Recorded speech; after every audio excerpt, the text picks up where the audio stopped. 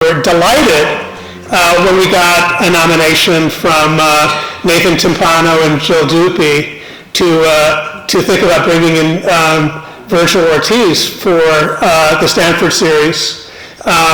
We love partnering with folks here on campus, and it's been such a wonderful collaboration with the Lowe, and I just want to thank everybody at the Lowe staff. I'll keep it short, and I'm going to introduce Jill, who's going to introduce Virgil in just a moment.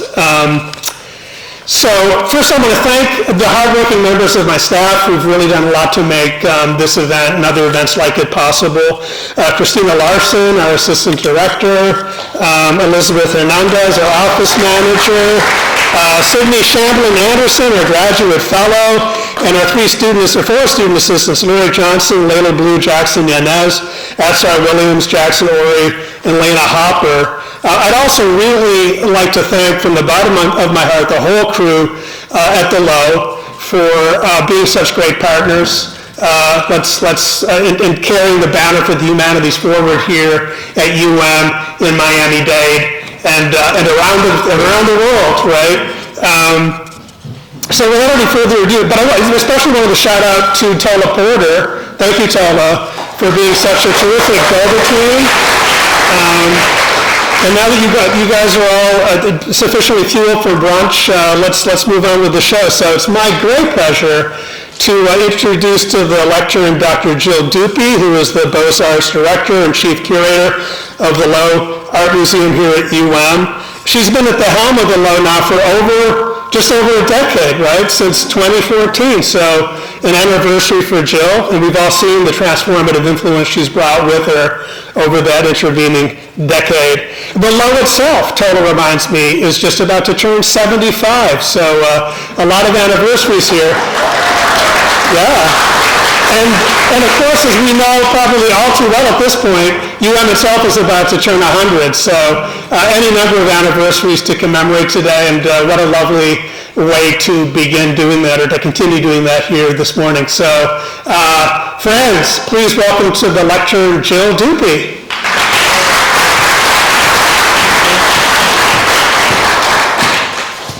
Good morning, everybody. You made it.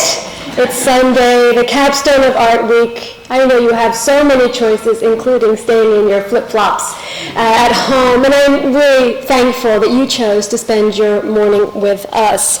I would also like to extend my sincere thanks to Phil, to Christina, to Nathan, to Tola, to my entire team.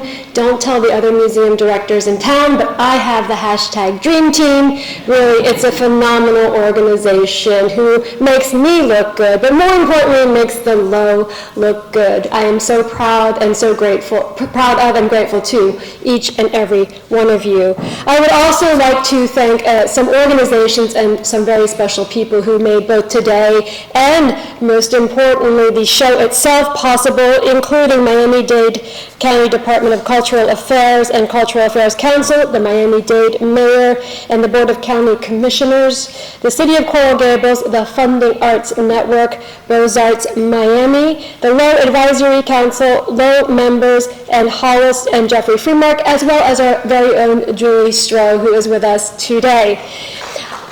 Thank you all. The show is also possible thanks to a number of lenders, one of whom I believe is with us today, Russ Hoover. If you are here, thank you very much for your support. We are profoundly grateful. And of course, the artist. I'm going to say a few words about Virgil in just a moment, but Virgil, thank you, not just for being a participant today, a participant since October in your incredible show, but for being an incredible citizen of the world, for really doing not just beautiful work, but important work. And thank you too to your team, including Tish, Patrick, Alex. It's been a real pleasure to work with all of you.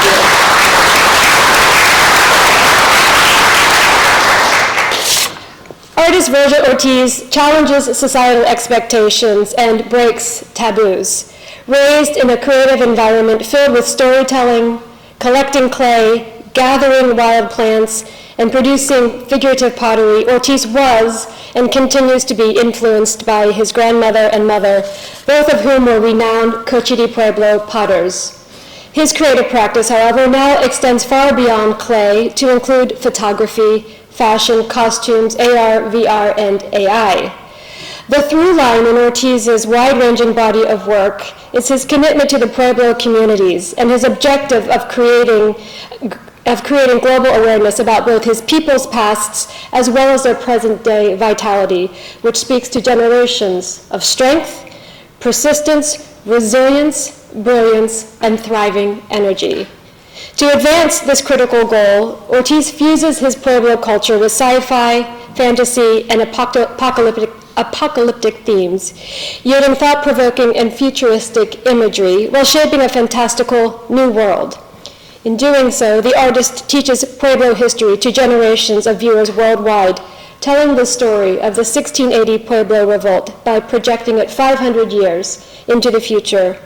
More specifically, over the course of decades of work, Ortiz has developed a compelling cast of superheroes. His blind archers, Venusian soldiers, recon watchmen, runners and gliders, together with his translator army, all depict a dystopian future in the year 2180, a future from which time travelers enter the slipstream, returning 5 centuries earlier to the era of the Pueblo Revolt, where they gather songs, ceremonies, designs, pottery shards, and culture, thereby preserving their ancestral inheritances by transporting them safely into the future. As we join Ortiz's heroes on their peril-filled journey, we learn about the original Pueblo Revolt, an event that, despite being a pivotal point in New Mexico and our continent's history, and effectively the first American Revolution, is little known outside of specialist circles. And I would ask you, if you do just one other thing today, Google the Pueblo Revolt of 1680. One of the most innovative potters of his time, Ortiz has his works in distinguished permanent collections around the world, including the Design Museum Ten Bosch, the Fondation Cartier pour l'Art Contemporain, the Triennale Milano, the Smithsonian Institution, Denver Art Museum, Colby Museum of Art, Vladimir Contemporary, and the Autry Museum. His show with us here at the Lowe, which has been greeted with universal praise, is a testament to his global influence as well as Ortiz's interest in exploring the fascinating intersections of art and science fiction, propelling Indigenous futurism to new heights. Without further ado, I ask you please to join me in giving a warm welcome to Virgil Ortiz.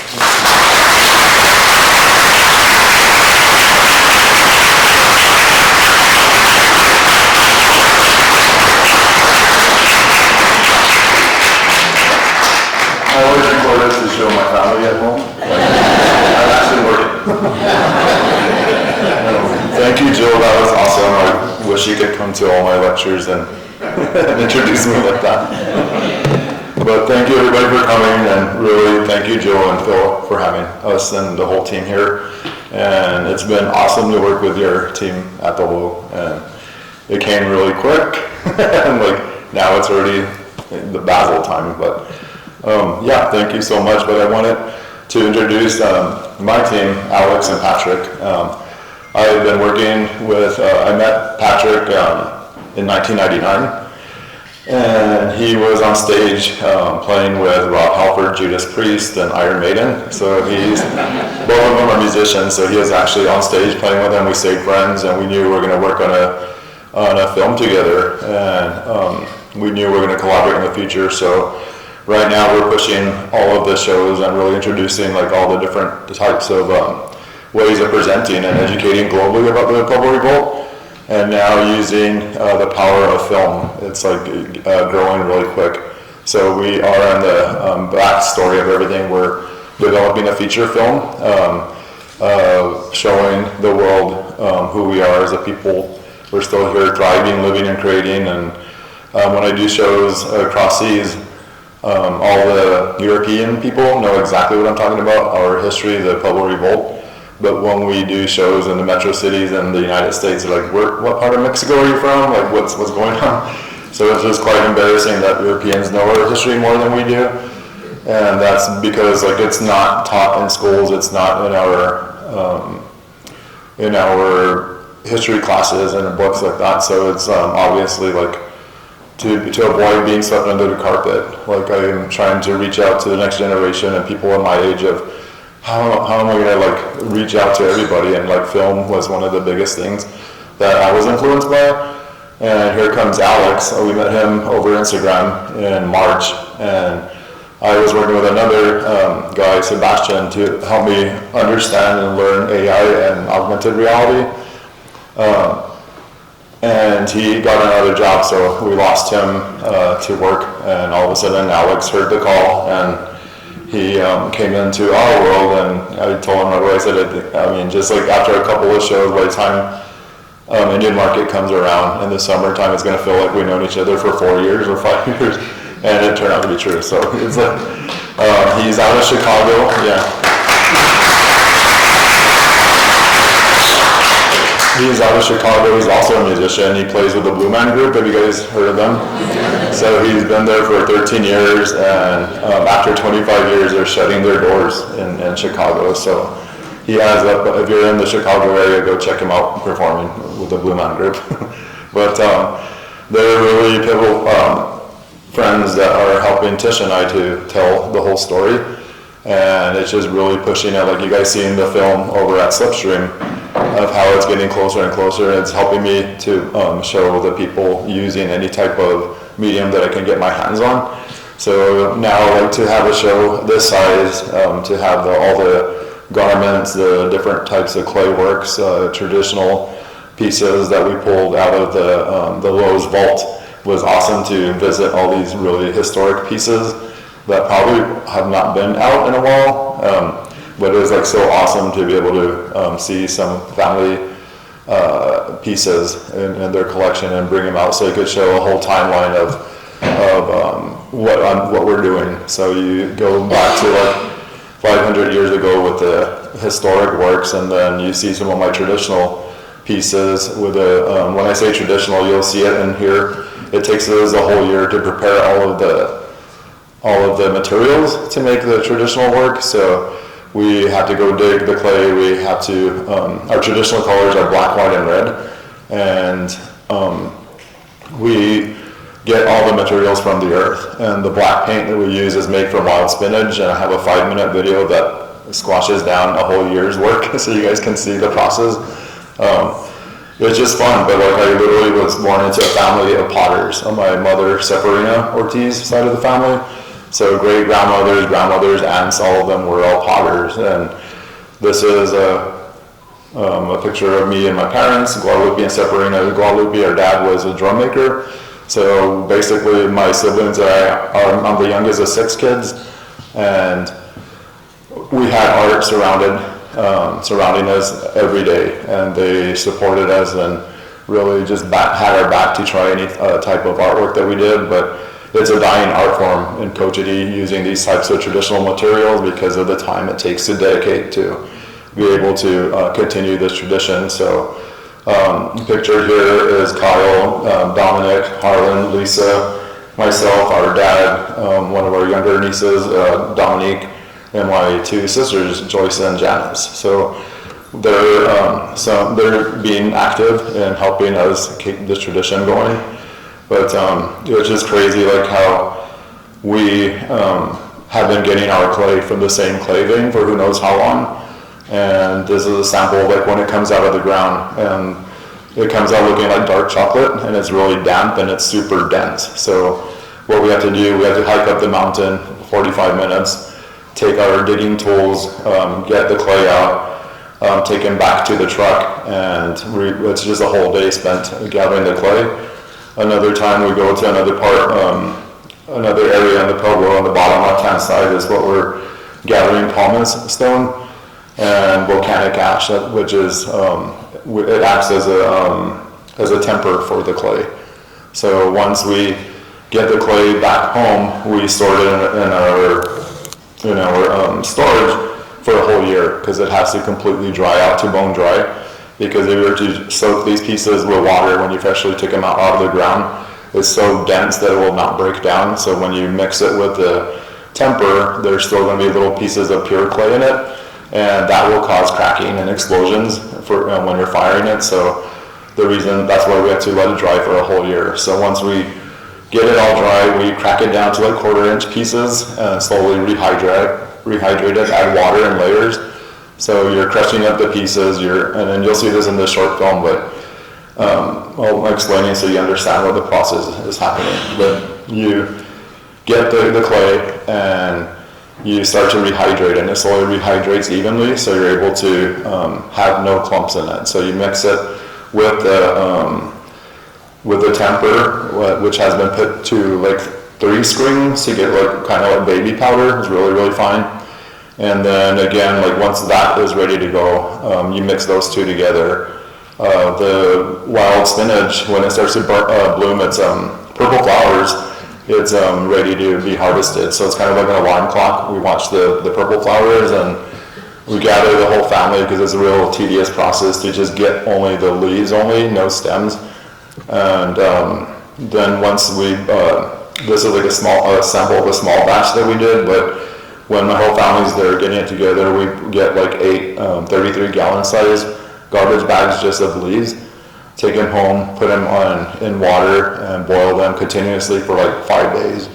Around the 5th day, it starts to disintegrate and fall apart. So we strain them out with cotton rags because we're after the juice. Get out all the spinach leaves, wring them out, and then slowly start to combine them once they start to boil down and get thicker. And once, probably about the 11th day of continuous boiling, you cannot burn it at this point because it will not stick to the white clay slip of the traditional pottery. So if you burn it, you've wasted like 2 weeks of your time. And I've done it like twice. But it's really nerve-wracking at that point because after you have like 10 big old pots of the juice, concentrate it down to like now half a gallon, then I'm able to bring it indoors and put it on the stovetop and cook. So you have to watch it, and it's like, I mean, if you guys always compare it to making the red candy apples, like that consistency, that's like almost like lava, right? But you have to watch it just how the bubbles are coming up, and at a certain point you take it off the stove, and then we distribute it onto corn husks, and that's how we dry it. So like about the 6-month mark, the paint is kind of like taffy. You can bend it on the corn husk, but it's still not ready yet. So let it dry for another 6 months, and it turns into like a Jolly Rancher. Once it gets really hard, you can crack some off, crush it all up, rehydrate it, and that's what we use to paint our pottery. So that is age-old process that takes a whole year. And working and playing around on Instagram, I met a bunch of non-Indigenous potters that they schooled me and they showed me, they took me to a ceramic store. And I had no idea. I'd never been in a ceramic store. And it was just really crazy because you had all these different types of clay, the texture, the color, and then also the glazing. So like being raised and used only like black, white, and red as our traditional colors, now I'm able to buy these bags of clay already processed and ready to go. Like that was insane to me, but now then you get a chance to use metallic colors, blue, pink, red, whatever you want, and it's just like insane. So I was like a kid in a candy store buying all kinds of different types of glazes, but this is again always helping me to pick up a new medium, which is the commercial clay, and to be able to use kilns is like really amazing. It's a better survival when you use the commercial clay in a controlled environment like a kiln, but it also lets you go bigger. So those some of the pieces that you see in that slipstream. Here's a short film.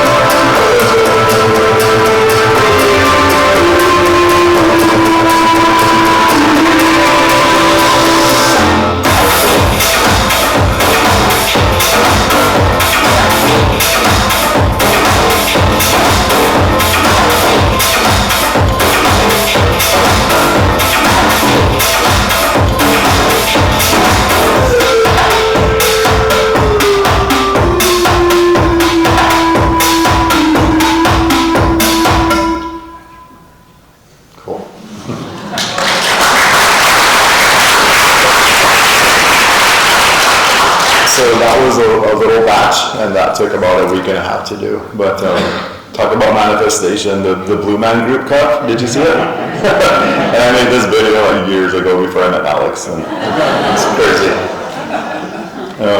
Let's see. Uh-oh. There we go.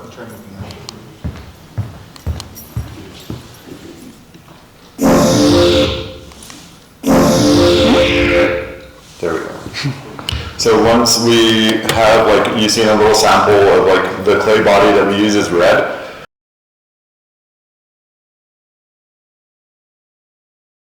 And we have to sand it, provided there's no cracks or anything in the finished piece. You're able to sand the piece down, and we only do one firing, and that's the last process that we do for the traditional work. But you see me sitting next to my stove holding a figure, and the reason to be able to coat it with a white clay slip, it has to be hot. So we stick it in the oven. If it fits in the oven, then you slowly take it out, hold it with a white clean rag, and apply the really thin layers of the white clay slip. Put it back in the oven, reheat it, keep doing that same process for about like 10 coatings. Then finally the whole piece turns white. Once it cools down, we rag polish it again, and it goes from a very matte powdery surface to like a sleek surface. And at this point, you cannot touch it with your bare hands, no matter how many times you wash your hands with Dawn dishwashing detergent. You're always going to still have like oils on your hand. So if you were to touch the piece, no matter if you thought your hands were clean, then you're painting it, and it takes like about 2.5 weeks to paint a piece. And you accidentally touch a piece where part of it where it's like white with a dirty hand, and after you fire it, then you'll have a big old smudge on it. And my nieces and nephews know this part is they're not supposed to touch anything. But if I make them a pizza or something, and they're around, or go to the bathroom or something, after I fire it, then you see a little tiny fingerprint. I'm like, I told you guys not to touch it, but I mean, it's like a signature as well. So, but once we have the piece decorated, then we usually fire early in the morning, and it's above ground pit fire, and we use aspen and cedar wood to fire them. So we have a grill that's about 8 inches off the ground, and we put a kiln shelf on it. We fire one piece at a time. All of our pots are fired upside down, and all the figurative pottery are standing up. So once we have the ready to go, all the ground has to be burnt to make sure it's like completely dry and warm. Put the piece on there, and then we cover it with chicken wire, and it's basically just creating a cage around it that the chicken wire is going to hold the cow manure, which has been drying another whole year. It has to be bone dry, so we get the cow manure and we pack it around the chicken wire, and it basically, you're like building like a little igloo kind of. It looks like that, and then we put the wood around it, and we have to ignite it from each side at one time, just because it's going to pull the fire and the smoke straight up. That won't touch the piece. So once it's burning, slowly the cow manure will start to catch fire, and then that's when we stop adding the wood.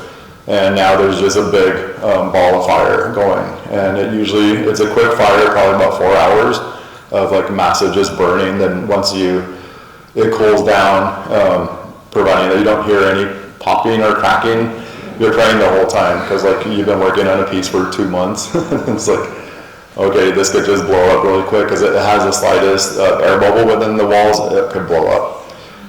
Whereas like if you use the high fire clay and you fire it really slow in a kiln, it doesn't matter. The piece is going to be really thick or have air bubbles in it, and they won't break. But the expanding and contracting of a pit fire piece, it has to be all roughly the same thicknesses and without air bubbles, otherwise you lose it. In my whole life, I feel like two reasons I feel that I'm here on this earth is to educate the world about what happened to our people, acknowledge us, who we are, and what we're still here, and also to make sure that the traditional way of making Cochiti pottery stays alive. And it's a dying art form, just because, again, like the amount of time that it takes to create it. And I was like, okay, how am I going to capture the next gen's attention? And I was like, okay, I can write a film script about the Pueblo Revolt. So we began this project like over 23 years ago, and it's always changing. And I said, okay, I'm not an academic person. I never went to school for anything. So like by night, I loved sci-fi movies like Star Wars and Battlestar Galactica on TV and Star Trek. But this, I was like, okay, I'm gonna write it when it's happening simultaneously in two different time dimensions. So one in historic time and one in the future. So it allows me to create characters that are sci-fi and superheroes. So now I started making all the garments, sewing and body painting all my friends as all of these characters.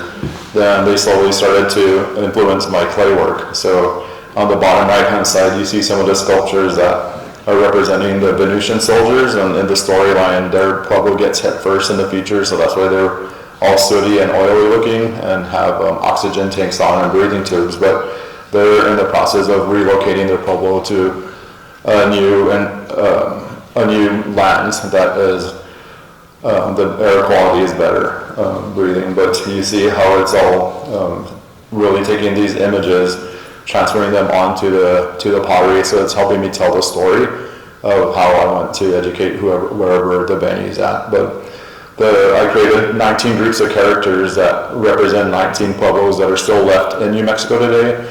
And I wanted to have a real women empowerment theme to tell this story. So just being surrounded by my sisters and all my aunts and our mothers and grandmothers, like realizing how much they work and what they do for all the ceremonies that we have in the pueblos, is like they're doing God's work and just like always like just busy. So I created this character. Her name is Tau, and many of you that know my work recognize the blindfold on her. So she is the leader of the blind archers. So how this storyline starts off is like they're tiny kids and they're learning archery from their grandmothers. The Castilians come and they see how good they are and they challenge them to archery contests, and in turn the little kids beat them up really bad. They get pissed off and then they blind all the kids. So and like them always being with their grandmothers, being raised as already really great archers, they continue to learn archery even though they're blind. And her motto is like, you're no longer blind when you can see through your fear.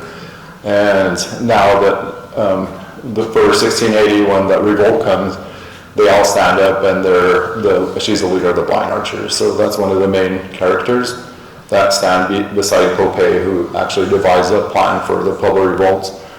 But now combining, like using Photoshop and all my friends, dressing them up in costumes and, finding places to shoot them in New Mexico. There's like White Sands was the perfect backdrop for the aeronaut characters who are completely black, and it just has such a high contrast in this. And I wish I could make a pot that big, but it's just the magic of Photoshop. But that's an example of a real traditional pot from Cochiti.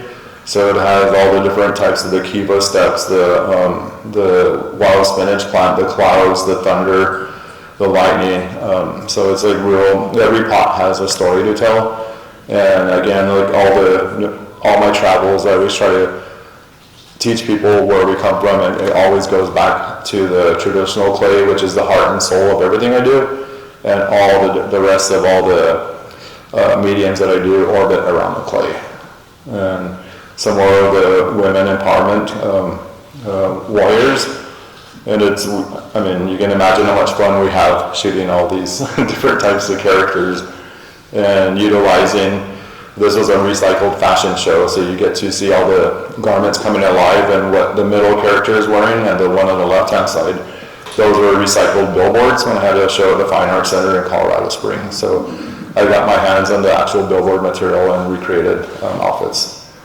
And what you see over at Slipstream, these are the recon watchmen, and they're us in the future, but they're coming back to the present time and to historic times, and what they're doing is not only being able to time travel, but to come to our pueblos and try to get as many artifacts as possible, our designs, our language, our ways of life, our ceremonies, and take them to 2180, store them and protect them, so that when we reach 2180, all of our traditions and our ceremonies are still intact. The garments on these, like they started getting more extravagant and very, always try to develop and design the characters as much as I can before we go into production so they don't lose their integrity once we start filming.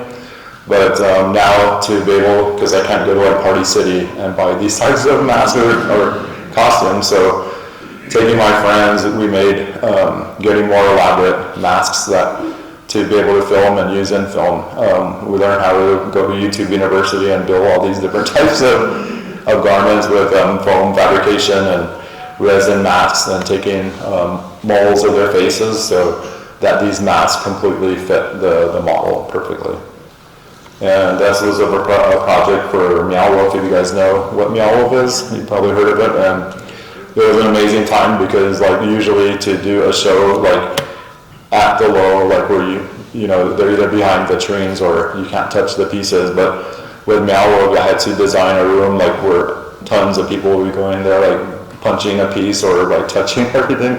So to be able to fabricate that using resins and all different types of materials was like an awesome challenge. But now it's being able, I mean, it's letting us grow and to have a real more intense and immersive exhibitions. And we can't wait till we develop more and more, and all of these characters just getting more exciting. You can see the whole movie quality of all these different character development. One show that we did, it's called Runners and Gliders up in Denver History Colorado Museum in Denver. Again, like the garments getting even more and more elaborate. Leviathan was we opened the Black Contemporary in Santa Fe, and some of the pieces that are here at the Lowe were also at the bottom. And then Sirens and Seekas, which is on for 2 years and at the Autry Museum in Los Angeles. These characters are protectors and bodyguards of all children. And the Seekas are part of the animal kingdom that we're developing. So the Seekas are basically half dog and half monkey, and they help protect kids as well. Which brings us to now developing these images for Slipstream. And this is our friend Ren. He portrays Popeye, the leader of the Pueblo Revolt. And now, like that, I met Alex, so we work really closely together of how to develop these types of imagery.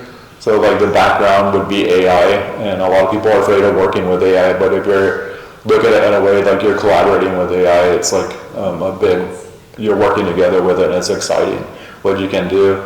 And with his skills of bringing it to life and feeding it into AI and making them all come alive, you see that in the short film at Slipstream, like how much money we're saving to be able to do storyboards and to plan out this whole film.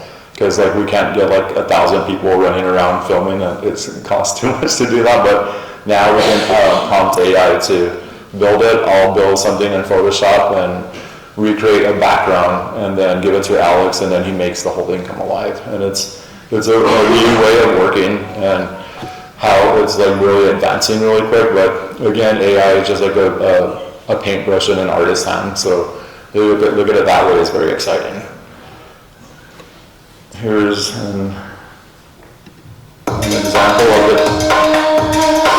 An example of how I work down in Cuernavaca, Mexico, and the studio down there, Trey Art Kwan, the leader of that studio, his name is Juan Del Dios, and he has, do you guys know who June Kaneko is? One of the biggest ceramicists. But he works with Juan Del Dios down in Cuernavaca to do the largest raku firing, and Juan had invited me to go do this, and I jumped at the chance to do it. But here's an example of what the pieces that you see over here in Slipstream.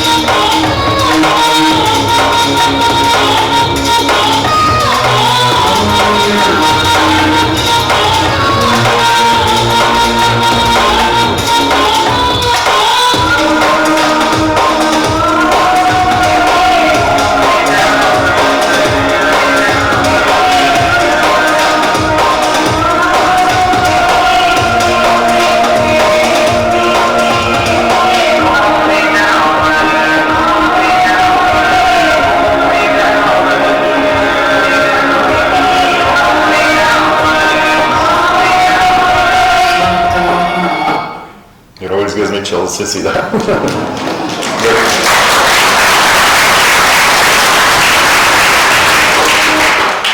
So you see like the different types of glazes that we can use now, like metallics and the blues, and that part where we're spraying on the glaze, is you take it out of the kiln, which is 1800 degrees, super hot, and at that point we're using acid to create that turquoise blue color, and that piece is in here at Slipstream as well. And it's just really cool how many options you have. And then to take it into Photoshop and to build these backgrounds and make it look like it's the Sirens headquarters, it's just fun to play with that, and it gives us more ideas for the film and how to set them together, how to set the stage, or like create the world building.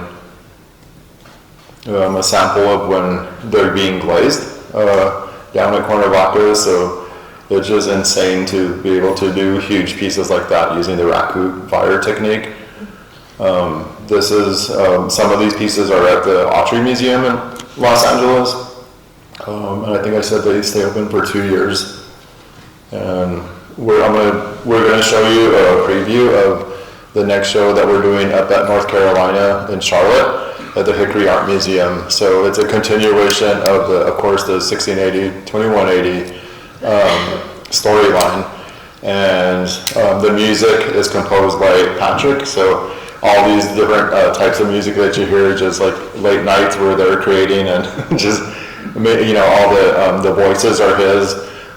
Tish, we got her into this new short clip, and she's speaking as a blind archer.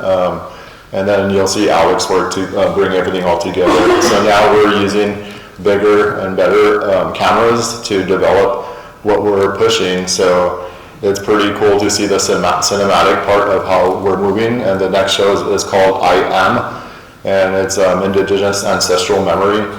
And we're working with a lot of the local tribes in North Carolina to bring in their clay works and to have photographs taken of each one of us, but the captions will be I am, and then you tell the world who you are. So we're really trying to bring a whole community of artists together. And that one's gonna be exciting because we really introduced the Castilians part of the feature film, and you'll notice Patrick playing the head Castilian. But if you guys want to come over here and you could talk more about this video before you play it. Sure. Well, I wasn't expecting to be up here, but happily. So when Virgil brought me on, a lot of what we were working with were basically his archive of images, something new, some new pieces, so a lot of old pieces, some even like, 9mm, 16mm, 35mm that's been transferred to digital. And we work together, and he basically is guiding me through his vision, and along the way we have to check in and go, how can we bring this alive? What's the most important character to animate at this moment? So it's basically been scouring through work that has been done and your brilliance in Photoshop. And now we're finally at the point where last month we had the opportunity to go meet in New Mexico and shoot for 2 days to get some basic footage to start making the more real-life version of the film instead of relying on the technology and the older pieces of work or the imagery. Now we can actually shoot video. So Virgil had a friend, Derek, who came out, brought a really nice cinematic camera, and we basically started, it felt like starting from square one. We'd been out in this crazy, colorful, endless possibility world with technology and all of your incredible imagery, and now it feels like, okay, now we have to get a camera and actually meet this somewhere. So hopefully if you've seen Slipstream and the video in there, this will be a nice counterpart to ground everything, knowing that the feature film will cover the whole spectrum. So I don't want to talk too much, but that's basically where we're at. All right. Well, Virgil kind of dragged me into this to bring it to life sonically. So basically my job has been to sort of create the emotions that the pieces of art and the clips that we have made bring about. So that's important. Sometimes it happens sonically first, and sometimes it's visually, so one can inspire the other, hence the sonic slipstream. But you'll see what's happening as we show the clip. I'll play.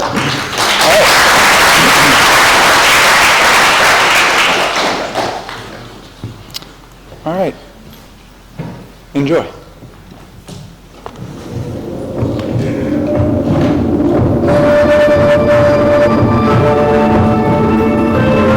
And no wonder, for Satan himself masquerades as an angel of light.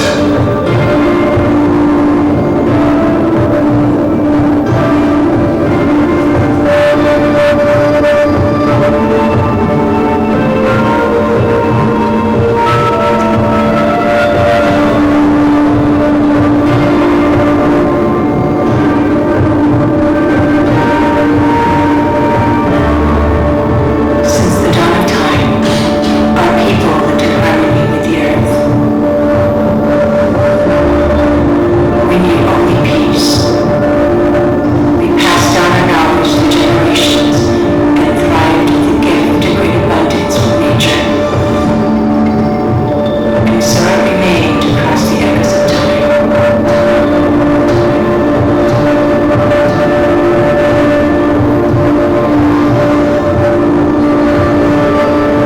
Then the Outlanders came. We found the shining one with 1 foot in the spirit world. We saved him from the brink of death.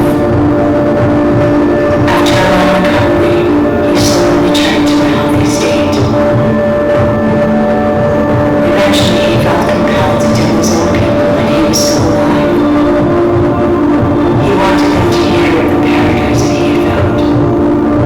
We warned him that others may not have the sympathy for us.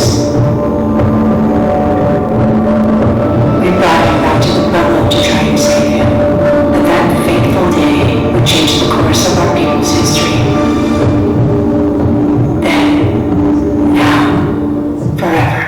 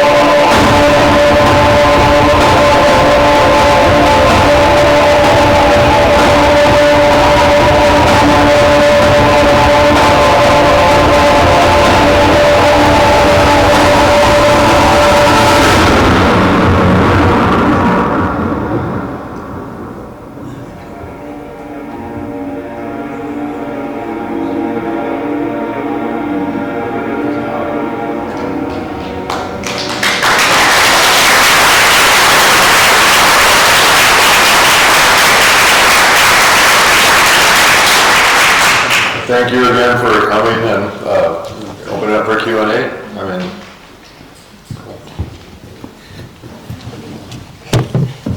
Absolutely. I'm gonna just sort of hand the mic around.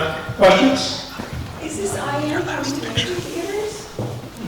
I see the Hickory Museum Ride, but is this IM coming to major theaters? it's the title of our show at the Hickory Art Museum, but our intentions are we signed with a production company, development company, so we're working on the feature film, and hopefully it'll be worldwide. But not March. Not March 1st, no. Questions? Over here. Coming to you.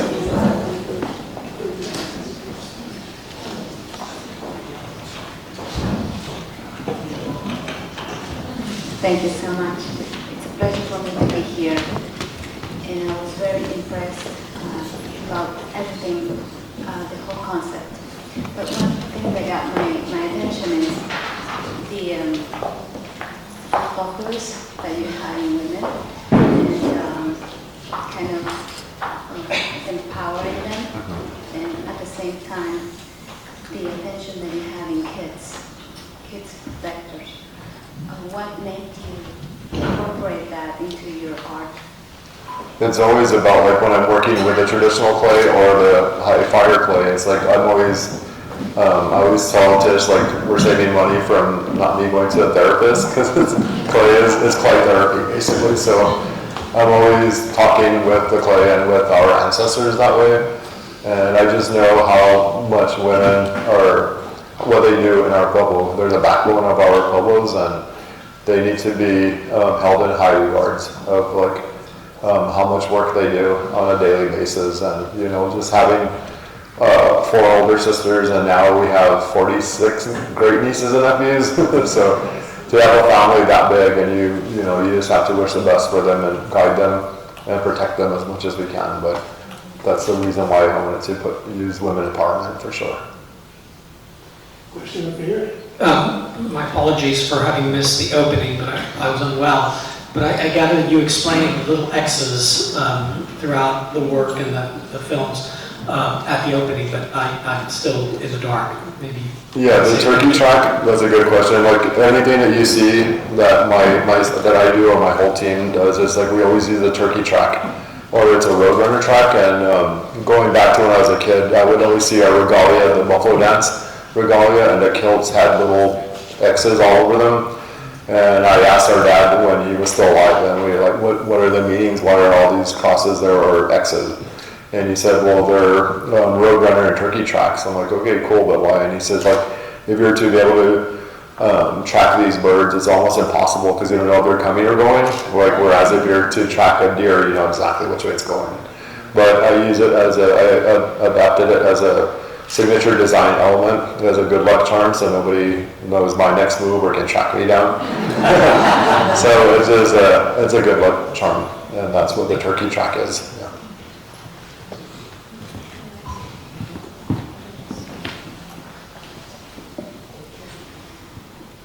Yes, hi. Do you have an opportunity to teach your process in your community outside of it? As you said, it's a dying art.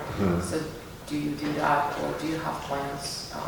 Yeah, there's people in the Pueblo that I teach using the traditional clay and make it, just hoping that the tradition stays alive.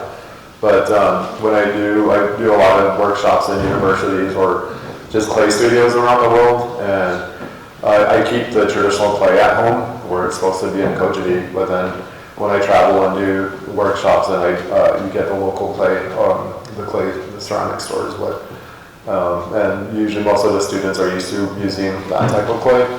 But as far as, like, trying to teach it, a lot of people are excited to learn it from Cochiti, but when they go through the process of a whole year and, like, how long it takes, then they're like, okay, we get it. I mean, it's too hard for us. Your nieces and your family. Yeah, in my family, there's, like, probably about 7 of us still doing it. And throughout Cochiti, there's other people that use commercial clay, but I'm also really trying to tell them to use the traditional clay as well. So, yeah. My question has to, it's concerning the glaze. Does it have a shelf life? Can you put it in jars, or do you have to make a new batch that lasts X amount of time? Yeah, for the traditional stuff, we make it every year. So as soon as it blooms the purple flowers, and the family gathers together and we make it, and we just share the batch that we made. You could store it. I mean, we usually put it in a glass container, and it stores pretty well. But, like, we make it every year. Just that's how we're taught growing up with our parents getting the materials. So we just continue that tradition and make it every year. I noticed that your pieces are using mixed media like glass and jewelry and other things, fabric. Do you work with other artists with that? Are you doing those mixed materials as well? For the glass, I had the opportunity to go to the Corning Museum of Glass in New York, and it was a residency, so I was able to work with their team, and it took like about 8 professional glass blowers to make these pieces, just because they have the legs and, like, all the horns that are sticking on them. So it really takes, it's amazing to work with glass blowers. They're all connected mentally, because, like, they have the the kilns growing, and they kind of just look at each other, call each other, and come get it and stick it on the piece. But that's like that was an awesome opportunity to do that. And I had to do pre-visits to go learn how to do it. I was able to blow my own glass, which was fun. But they said, okay, now go through the whole collection and pick out the colors that you want to use. And they were laughing at me. I was like, okay, why are you laughing? And they said, you picked out all the most expensive colors to do. So I was like, oh, okay, cool. I mean, but it was awesome, and they let me use that material. But yeah, that was an awesome experience. And I think I made like maybe, I don't know, close to like 23 pieces.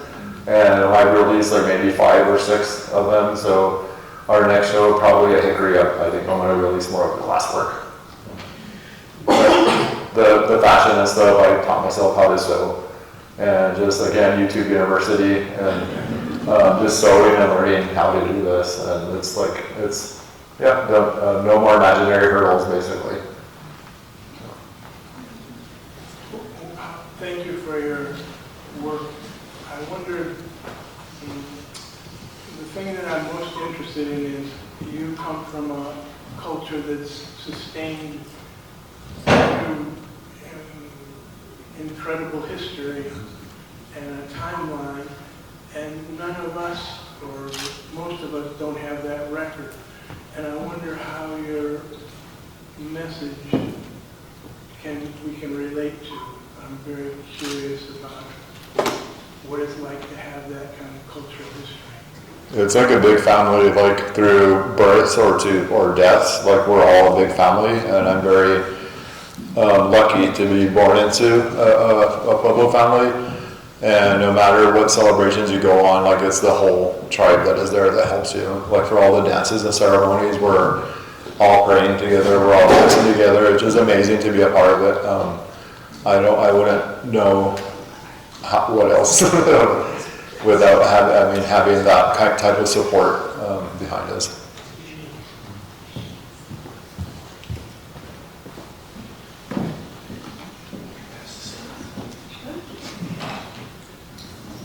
Thank you, Virgil.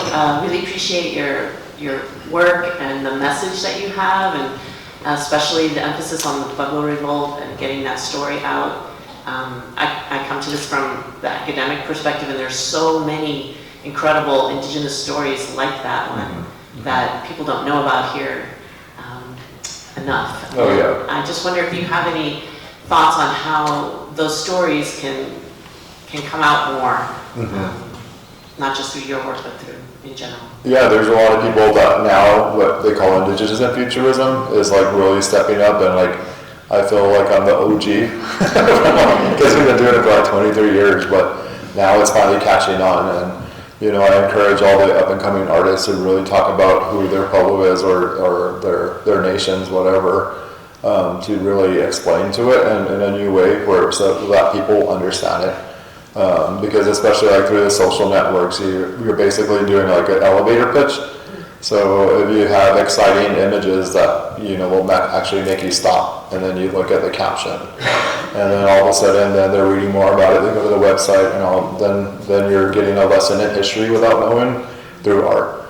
But I think that is one of the most luckiest and important things that I do is to work with art and artist friends to be able to spread the message even more.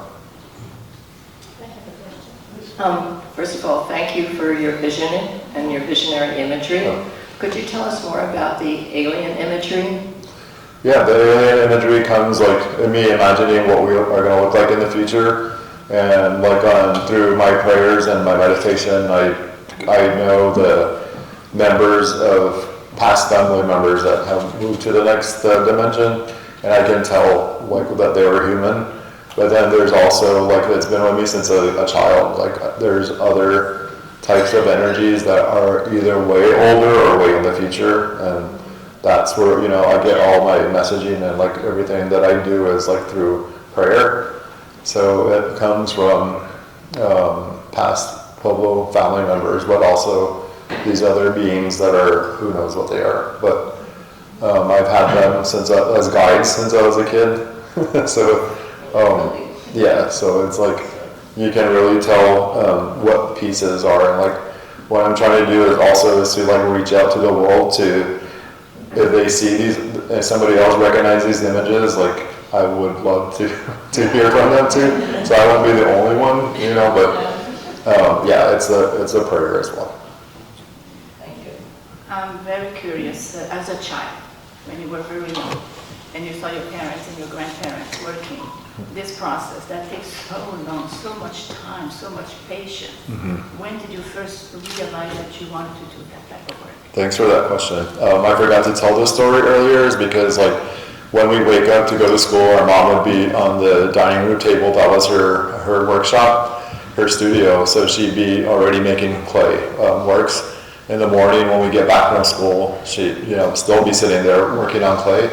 Never forced it on any of us, but just said, come touch the clay and see if you like to work with her. So I was the one that flew the coop the last, so I had the most time with the best professor, which is our mom and our grandmother. But Cochiti is known for their figurative pottery making, and like from the 1800s, they're documenting a timeline, basically like a newspaper. So like all the new people that were coming into the area, they had entertainments like operas or either circuses.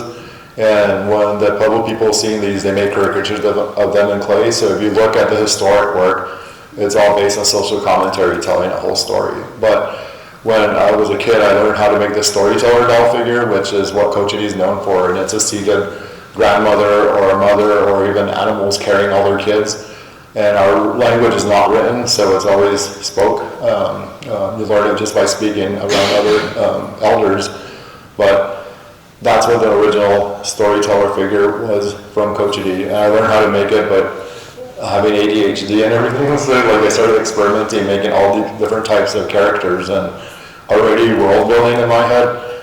And one of our collectors named Robert Gallegos out of Albuquerque, he would make visits to our house like maybe 4 times a year.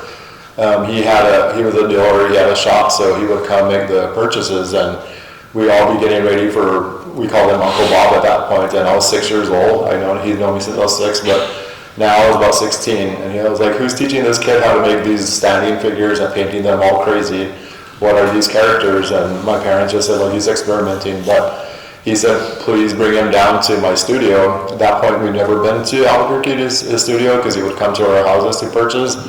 Went to his studio, walked into it, and we just about lost it. Like all of our jaws hit the ground because it turned out he had the largest collection of historic Cochiti figurative pottery, and what I was experimenting on looked identical to them without seeing them before. So that's another part of like ancestral memory, like it's already built in me. So that was a big aha moment for me. My parents pulled me out of the studio and just said, remember this day, like we didn't teach you any of this, but it's the same thing, and remember this day and just like know that the clay mother's talking to you and through you. So at that point when I was 16, I knew I was going to dedicate my life to clay and make sure it doesn't die out. So.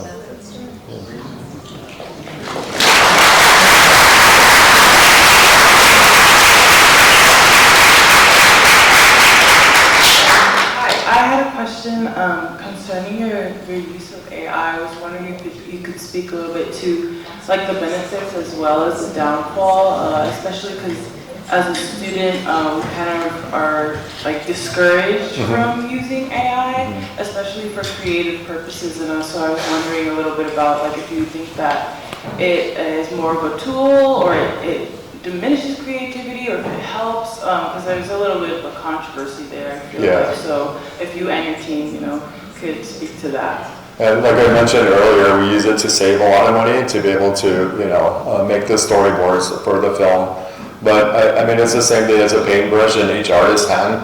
So if you are creating AI and music, it's the musicians that's creating it. So like for instance, both of these guys are musicians and they understand music already, they know how to do it physically, manually, but to plug it into that and like use it as a collaborator, that's the way we use it. And then me as an artist, like I use it the same way to like for fashion, you could create AI fashion, but if you don't understand how to make a garment, to hand sew it, to cut it, and like to put it on a body, yes, you could design an image, but that's where it stays. But then I've known some other actual fashion designers that ask AI to make an image, they draw it, I mean, it's like they're not relying 100% on AI. So once they get that design, then they can break it apart and actually understand how to sell it. But there's different ways of using it, and like. Well, it's a huge controversial thing right now in the art world because it's basically giving everyone access to make art that looks professional with just typing words into an engine. So whether it's Midjourney, Stable Diffusion, Comfy UI, all the generative platforms to use it, we look at it as like, we're gonna put it through the filter, we're gonna guide it, but all the source material is coming from Virgil anyway. So to me, it's that tool. It's like the extra tool that you can storyboard with. It's a way for us to send each other 20 images and be like, hey, something like this. And then we can go and I can go into a 3D program like Unreal Engine and look at what he did and create a 3D map of that play. So I feel like it can be a crutch that basically takes away all the hard work. But at the end of the day, Virgil's work especially is so grounded that I feel like it's never losing the story. So it's basically using the futuristic tools to tell this kind of ancient, timeless story. And I think that to not use the tools would be, I don't know, just it's an opportunity to work with them. And who knows, they could all change in a year. It's basically day to day, something new comes out, I get a message from them, hey, have you seen this? Yeah, let me check it out. And we're working on something else, and just to see, like, maybe there is a tool that will help do a lot of what we want to do to tell the story. So I appreciate the concerns because I come across them all the time, but I think Virgil and Pat both like know that, you know, typing into generative AI doesn't, it doesn't shortcut the, you know, hundreds and hundreds of hours of editing, writing music, storyboarding, making pieces, singing. So it's basically just this little tool to help fill in gaps that we don't either have money or the production for at this moment. So that's how we're using it. And we might as well keep up with it before, like, feeding the big brain, if you will. All the prompts that are talking about Indigenous people, like, it should be Indigenous people putting that information into it to get it right. Otherwise, it's somebody non-Indigenous describing an Indigenous person. That could be false.